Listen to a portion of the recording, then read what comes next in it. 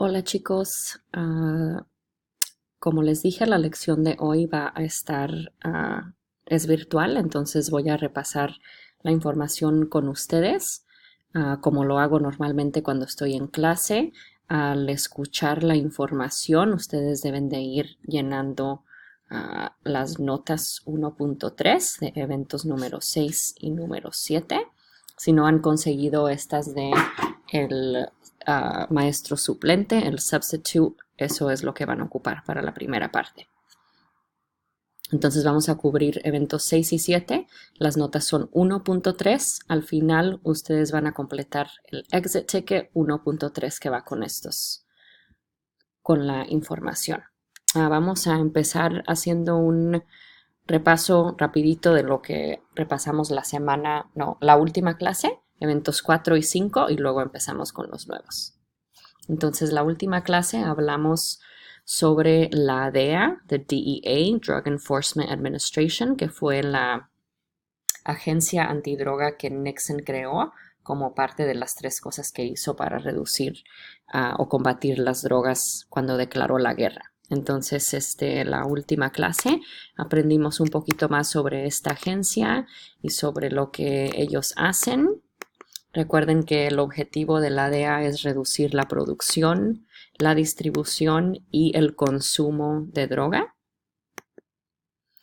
También tomamos tiempo para entrar a la página de la DEA y fijarnos un poquito más en lo que es la misión y cómo lo que ellos están haciendo para mejorar las cosas. Y aprendimos que la DEA tiene una presencia en muchos países del mundo, especialmente en Latinoamérica, aunque es una agencia americana. Ustedes se fijaron en dos puntos de vista, uno que afirma que la DEA está cumpliendo con su misión y que está haciendo mucho para combatir las drogas. El segundo punto de vista que miramos la última clase es el que hablaba sobre los daños que la DEA está causando y cómo no está cumpliendo con su misión. La última clase ustedes también tuvieron tiempo de formular su propia opinión sobre esto. Y luego hablamos sobre la isla en las Bahamas que compró Carlos Leder. Ese era evento número 5. Él era un miembro del cartel de Medellín que compró esta isla para que pudieran usar avionetas para transportar las drogas. Estuvieron allí por 4 años y usaban la isla para que las avionetas aterrizaran, las llenaran de gasolina y que pudieran completar su viaje a Estados Unidos.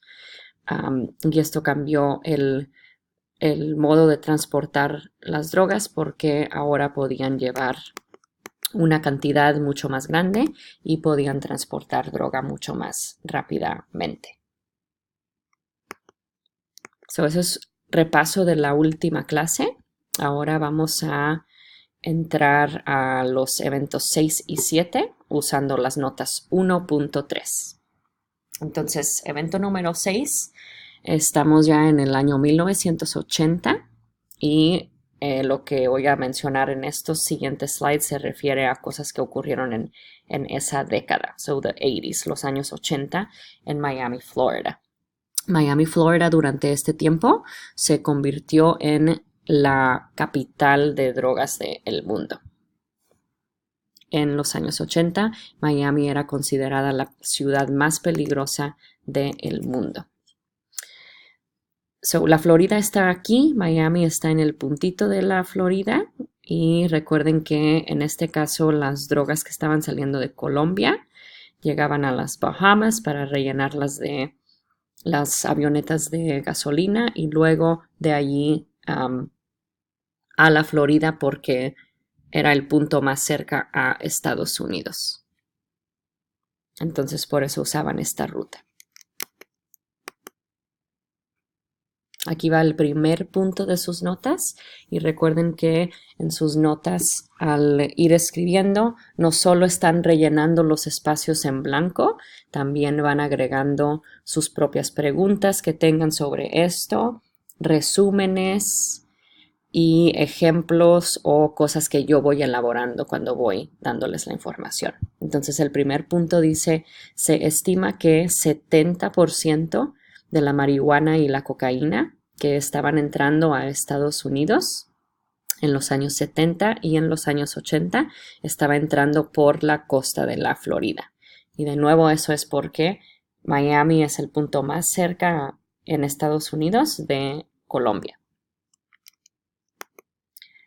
Entonces, el promedio de dinero, promedio quiere decir average, the average, el promedio. Recuerda que puedes anotar vocabulario en inglés y te ayuda a entender las palabras mejor. Entonces, el promedio del dinero que estaba en los bancos de Miami durante este tiempo, solo para que nos demos una idea de cuánto dinero de droga estaba entrando a la ciudad en ese tiempo. En 1970, los bancos en Miami tenían un promedio de 12 millones de dólares depositados, comparado a solo 10 años después, en 1980, ese promedio había aumentado a más de 600 millones de dólares. Entonces, esa diferencia grandísima en el dinero era la mayor parte de ese dinero era dinero de droga que estaba entrando a el estado y de allí moviéndose a otras partes de Estados Unidos. Entonces casi toda la droga que estaba entrando a Estados Unidos entraba por la Florida durante este tiempo. Y eso estaba generando mucho dinero. La economía de Miami tuvo un boom grandísimo en este tiempo. Estas son algunas portadas de periódicos y revistas que hablan sobre Miami y cómo se encontraba durante este tiempo. Si ustedes han ido a la Florida o han escuchado de la Florida, es un lugar que porque está en la costa, tiene el mar Caribe, atrae a muchos turistas y siempre ha sido considerado como un paraíso.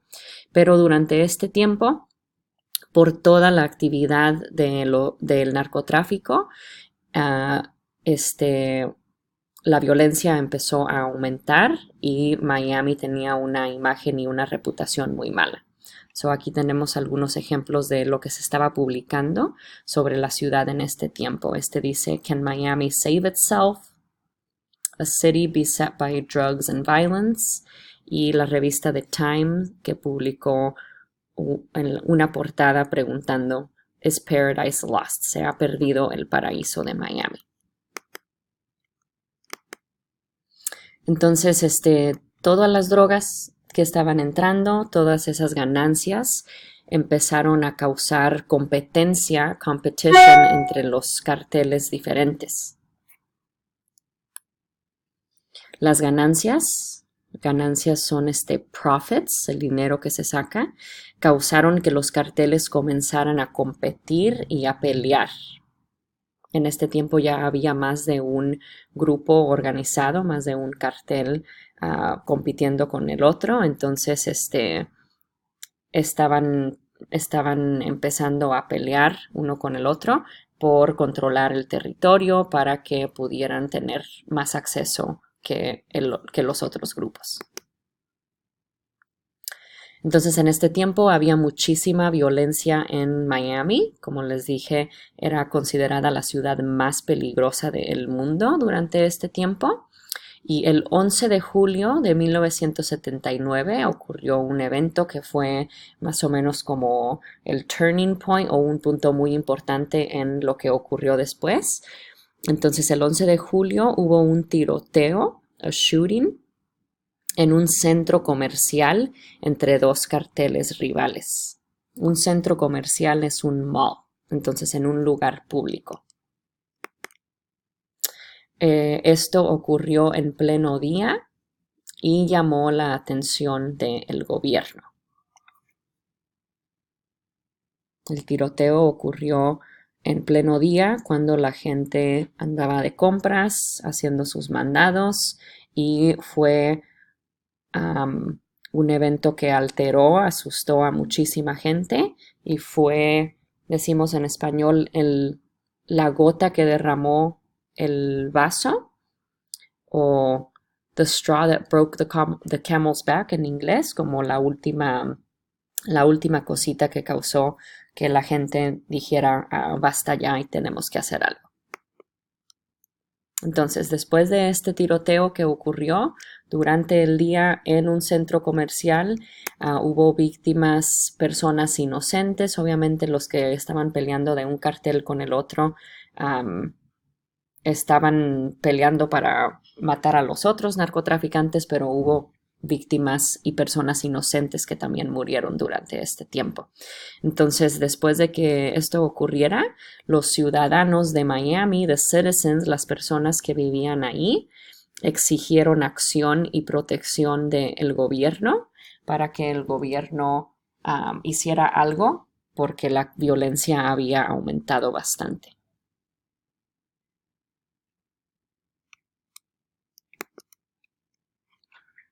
Entonces las personas de Miami exigieron protección, pidieron al gobierno, tienen que hacer algo para protegernos.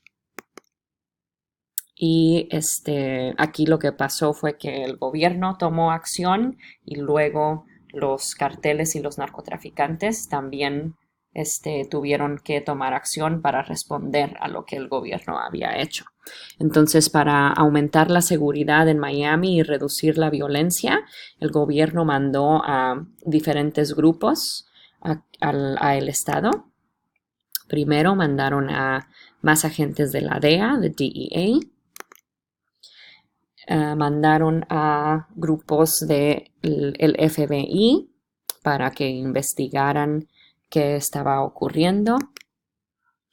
Mandaron a el grupo que es el IRS, Internal Revenue Services, para que investigaran el dinero, dónde estaba entrando todo ese dinero y cómo se estaba manejando.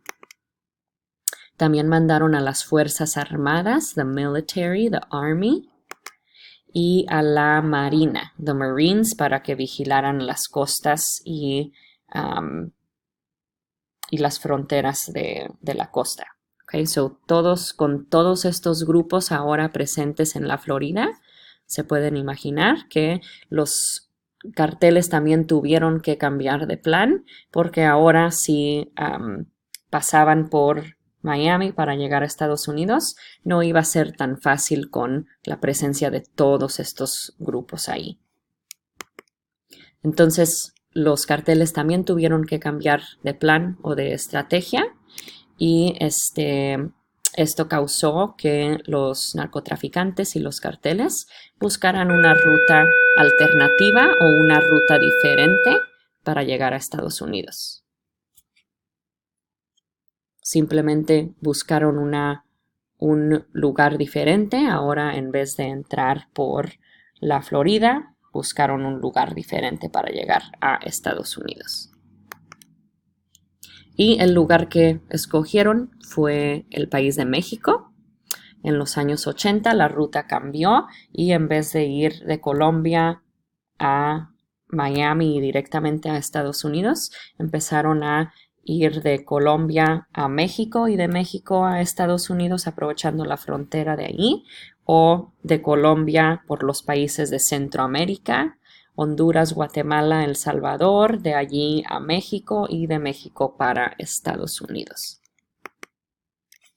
Entonces se iban antes en los años 80, cuando Miami era la capital de drogas, se iban de aquí, paraban en las Bahamas y de las Bahamas para acá. Y ahora que toda la Florida estaba protegida y había más seguridad, se tuvieron que ir de aquí para México y de México cruzando la frontera para Estados Unidos, o de Colombia por el corredor de Centroamérica y de allí para México y luego de allí para Estados Unidos.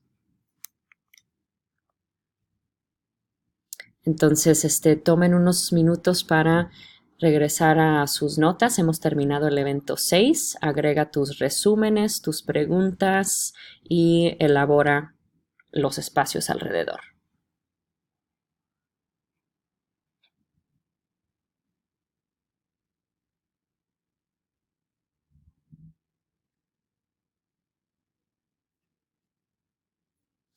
Quiero que piensen un poquito en el impacto que esto ha tenido. Yo pienso que en los eventos que estamos cubriendo, este es uno de los más importantes y que todavía hoy en día seguimos mirando los impactos de esto, porque cuando la ruta cambió de la Florida a México, eso cambió muchísimo el país y también a los países centroamericanos. Um, Estas son algunas headlines, algunos titulares de noticias que aparecen recientemente o que son actuales. Voy a leerlas y hablar un poquito sobre ellas. Okay. So dice el primero: continúan los asesinatos de periodistas en México. 42 asesinados durante el gobierno de Peña Nieto. Entonces, ahora que los carteles están en México, están matando y asesinando a periodistas, news reporters, que están reportando las cosas que están ocurriendo. Hace algunos años hubo un caso en las noticias también muy triste de 43 estudiantes que desaparecieron en Guerrero, en el estado de Guerrero, en México, después de que investigaron el incidente. Encontraron que los carteles habían estado involucrados en la desaparición y el asesinato de los estudiantes. Otro titular dice: la guerra del narco sacude Cancún, la joya turística de México. Pienso que esto ha cambiado la forma en que las personas ven al país. Muchas personas tienen miedo de viajar o ir a México porque piensan que algo les va a pasar o que es un lugar muy peligroso. Y por fin el que dice Donald Trump. Donald Trump arremete contra México y compara a los inmigrantes con animales. Todos hemos escuchado los comentarios que Donald Trump ha hecho sobre los latinos, sobre los inmigrantes, especialmente los mexicanos. Y de nuevo, pienso que todo esto tiene que ver con la conexión que el país de México, sadly, lamentablemente, tiene con el narcotráfico. Y esto empezó cuando la ruta cambió, porque antes de los años 80, estos headlines, estos titulares no aparecían en las noticias. México no tenía los problemas que tiene ahora. Claro que sí tenía problemas, pero no se compara a cómo las cosas cambiaron cuando la ruta cambió.